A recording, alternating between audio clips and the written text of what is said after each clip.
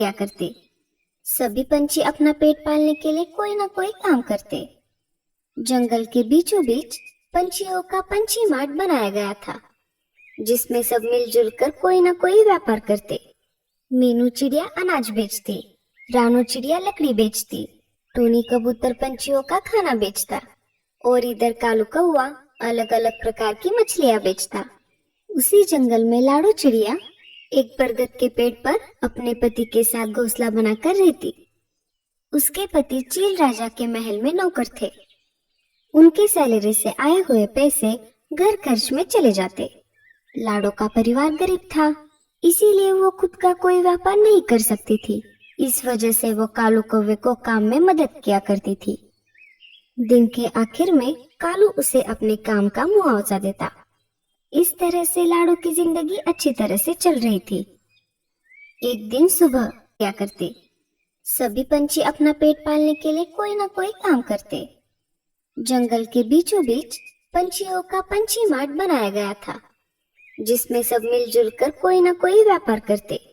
मीनू चिड़िया अनाज बेचती, रानू चिड़िया लकड़ी बेचती, टूनी कबूतर पंछियों का खाना बेचता और इधर कालू कौवा अलग अलग प्रकार की मछलियां बेचता। उसी जंगल में लाडो चिड़िया एक बरगद के पेड़ पर अपने पति के साथ घोंसला बनाकर रहती। उसके पति चील राजा के महल में नौकर थे। उनकी सैलरी से आए हुए पैसे घर खर्च में चले जाते। लाडो का परिवार गरीब था, इसीलिए वो खुद का कोई व्यापार नहीं कर सकती थी।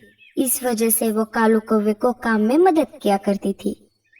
दिन के आखिर में कालू उसे अपने काम का मुआवजा देता। इस तरह से लाडो की जिंदगी अच्छी तरह से चल रही थी। एक दिन सुबह क्या करते, सभी पंछी अपना पेट पालने के लिए कोई ना कोई काम करते। जंगल के बीचों बीच पंछियों का पंछी मार्ट बनाया गया था, जिसमें सब मिलजुल कर कोई ना कोई व्यापार करते। मीनू चिड़िया अनाज बेचती, रानू चिड़िया लकड़ी बेचती, टूनी कबूतर पंछियों का खाना बेचता और इधर कालू कौवा अलग अलग प्रकार की मछलियां बेचता। उसी जंगल में लाडो चिड़िया एक बरगद के पेड़ पर अपने पति के साथ घोंसला बनाकर रहती। उसके पति चील राजा के महल में नौकर थे।